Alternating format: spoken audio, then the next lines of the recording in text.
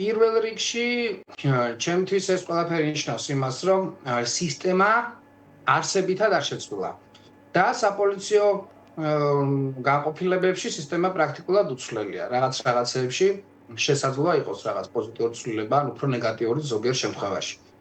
ეს არის არსი.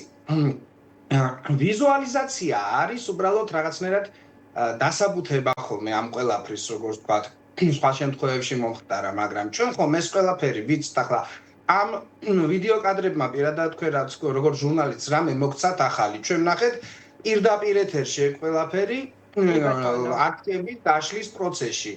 ნახულობდით ფოტო მასალასაც, ვიდეო მასალასაც, არანორმალურად დარბეული ადამიანების და ამიტომაც რომ გითხრათ რომ ახლა ამ კადრებმა ჩემთვის რაიმე აღმოჩენა შექმნა და რაიმე განსაკუთრებული დავინახე არ არის.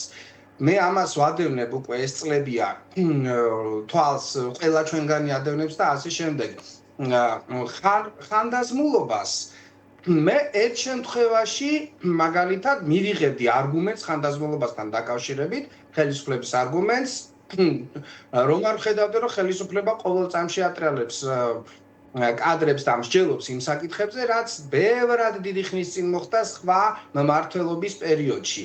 და ან უნდა შევთანხმდეთ, რომ რაღაცებს ხანდაზმულობა აქვს და აღარ უნდა მივაქციოთ ყურადღება და აწყოთი და მიმდინარეთი ვიმსჯელოთ, ან უნდა შევთანხმდეთ იმაზე, რომ მაშინ ეს ყველაფერი ყოველთვის უნდა იყოს მსჯელობის საგანი, სანამ სისტემა არ შეიცვლება.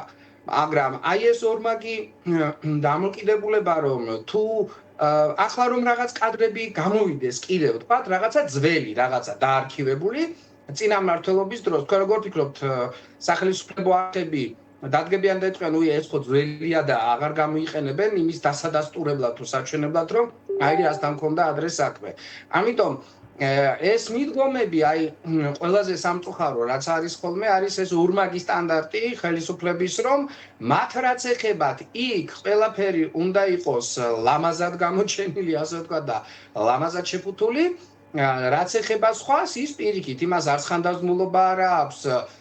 ადამიანები, რომლებიც მათ სასჯელიც კი მოიხადეს, მათი შეფასებები მუდმივად ხდება, მიუხედავად იმისა, რომ სახელმწიფო ასე ვთქვათ, მას სასჯელი მიაკუთვნა და მოიხადეს, ხომ? დღემდე ამაზე ხდება მსჯელობა. მე მაგალითად პირადად მიმაჩნია, რომ პერსონალიების გარეშე თავად ფაქტორზე და თავად ფაქტებზე უნდა იყოს მუდმივი მსჯელობა, სანამ არ შეიცვლება სისტემა. ჩვენ ხედავთ, რომ ეს სისტემები არ იცვლება არსებითად დამოკიდებულება მოქალაქის მიმართ, იმის მიმართ, რომ მე ეს ადამიანები გარდა იმისა, რაც მათ მოსდით, ძალიან ბევრ მათგანს შემდგომ აღარ უჩნდება სურვილი ან მედიასთან ურთიერთობის, ან უფლებადამცველების, ჩუნდებიან მათი ოჯახები. თავისთავად ეს სვამს შეკითხვას, რატომ? იმიტომ რომ გარდა იმისა, რომ ეს ყველაფერი ხდება, იცით რეაგირება რას ქვია?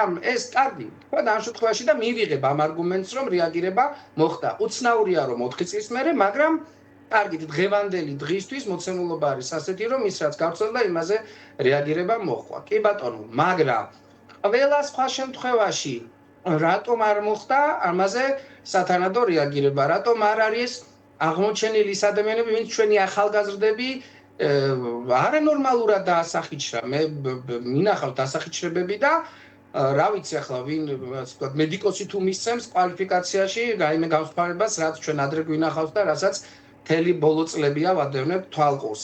ამიტომ ეს ადამიანები, ეს კი არ არის თემა, შეიძლება სისტემას ქონდეს ჩავარდნები, მე ახლა ვეცდებ ძალიან ლამაზად დავინახო ალებში, შეიძლება ქონდეს ჩავარდნები, მაგრამ სისტემის სხვა ნაწილის, მაგალითად პოლიციაში შეიძლება იყოს ჩავარდნები, მაგრამ ადამიანებს სასამართლოსი სჯეროდეს, პროკურატურის როგორც საგამოძიებო სივრცის და აკითხავდნენ ამ ყველაფერს, მაგრამ ჩვენ ვიცით არაერთი შემთხვევა, როდესაც მაგალითად გარკვეულ აქტივისტებსაც კი არ აყვნენ ოჯახები, იმიტომ რომ ეშინიათ რომ მათ უარეს დღეში ჩააგდებენ, ან ასე ვთქვათ, მე ახლა მტკიცებულებით ვერ დავიწყებ ლაპარაკს, მაგრამ გაგვიგია ისიც, რომ მათ ოჯახებს დამუქრებიან ხოლმე და ასე შემდეგ.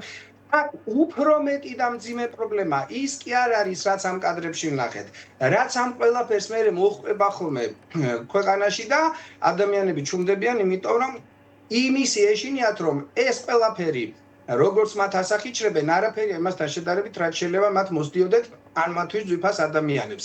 ეს ერთი პრობლემაა, რაც ჩვენ ამ კადრების ვიზუალიზაციით, ასე ვთქვათ, ხელახლა შევიგრძენით, მე უფრო ამას დავარქმევთ ვიდრე აღმოვაჩინეთ და მეორე უბედურება არის ის, რომ ადამიანებს არ აქვთ, რა თქმა უნდა, იმის იმედი, რომ რაღაცა სათავისოდ იპოვნიან. ახლა თუ ძალიან გახმაურდება ხოლმე რაღაცა ამბავი, იქ ხელისუფლებას აქვს ჩვევა, რომ შეიძლება რაღაცა ნომინალურ დონეზე ბრჭყალებში აღმოაჩინონ იმის სათქმნად, რომ აი ჩვენ ვიღაცა დავსაჯეთ, ასე ვთქვათ.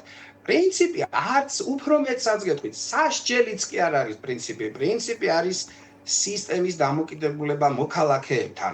პოლიციაში, პროკურატურაში, სასამართლოში, ზოგადად სახელმწიფო სექტორთან მიმართებაში. აი ეს არის ჩვენ შემთხვევაში ტრაგიკულად უიმედო ამ წუთისათვის, თორემ ნებისმიერ ლოგიკას ავყვები მიუხედავად იმისა, მაქვს თუ არა სურვილი, რომ თითქოს ეს შეიძლება იყოს პრეცედენტული. მე ვერ ხედავ ამ პრეცედენტულობას. პრეცედენტი ნიშნავს იმას, რომ მმართველობის რამდენიმე წელიწადში ერთხელ შეიძლება ცალკეული შემთხვევები გქონდეს. მაგრამ მე რატომ მიჩნდება კვალიფიკაცია სისტემური ასე ვთქვათ დანაშაულის? იმიტომ რომ ეს პერმანენტულია, ეს არის ხელისუფლების სახელმწიფო პოლიტიკა მოქალაქეებთან. ამიტომ მიჩნდება, თორემ ჯერადობა რა არის საკმარისი თვეში რამდენი შემთხვევა უნდა იყოს, ეს არ არის ტენდენციის განსაზღვრელი. აქ არის ლაპარაკი იმაზე, ზოგადად როგორ აღვიქვამენ, რომ ცდილობენ მუდმივად ჩვენ გვიპოვნონ დანაშაულის კუთხე.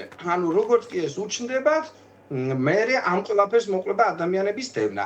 კი ბატონო, დევნა, მაგრამ ამ დევნასაც როგორ ანხორციელებენ, როგორ დამამცირებელი არის ეს მოპყრობა ადამიანებთან მიმართებაში? აი სახალხო დამცველი, რომელიც ზედმეტად რაფინირებულიც კია შეფასებებში და ზოგიერთ შემთხვევაში ბევრად უფრო ასე ვთქვათ, გვიან აკეთებს ხოლმე შეფასებებს, სანამ ყველაფერს არ შეისწავლის, ვნახოთ ანგარიშები. ის მუდმივად ლაპარაკობს მისი ანგარიშებიც კი მუდმივად არის აგებული საპოლიციო რბილად რომ თქვა გადაცდომებზე, ზოგიერთ შემთხვევაში დანაშაულზე, შემთხვევებზე, რომელიც საკმარისზე მეტია, რაც წამებას უთანაბრდება და რაც სახელმწიფოს ქცევის ტენდენციას განსაზღვრავს. ეს ხომ ოპოზიციური პარტიების შეფასებები არ არის. ეს არის სახალხო დამცველის ანგარიშები. აი ეს არის, ანუ ციკლურია ეს ყველაფერი. მთელი სივრცეა ჩართული, ამიტოა სისტემური, რომ პოლიცია, პროკურატურა და სასამართლო ერთ ფლანგზე არიან ხშირ შემთხვევაში მოქალაქის წინააღმდეგ. ეს არის ყველაზე დიდი უბედურება და არა მხოლოდ ის კადრები, რაც ვნახეთ, იმიტომ რომ ჩვენ ბოლო 2 წელიწადში ანა ისეთი კადრები ვნახეთ. კი ბატონო. ადამიანების დასახიჩრებაში მათ შორის. არანაკლები იყო, რაც მაკაჩიხვაძის თავს მოხდა გურამ როგავას როგორც გაუგწორდნენ, ხომ? და როცა ჟურნალისტებს ასე დღეში აგდებდნენ, ჩვენ ვნახეთ ადამიანები, რომლებსაც სახეზე ნაფთები არ ქონდათ. ხანდახან გაიხსენეთ ეს კადრები, კი არ აკლებთ ხოლმე, მაგრამ კიდევ უფრო უნდა გავიხსენოთ. ადამიანებს გამახსენდა როგორ გამოიყურებოდა ლევან ხაბეიშვილი. არაერთი მოქალაქე იქნება პოლიტიკოსი თუ არ ვიცი, რიგითი აქტივისტი. კი, ნებისმიერი ადამიანებს ნაფთები არ ქონდათ სახეზე.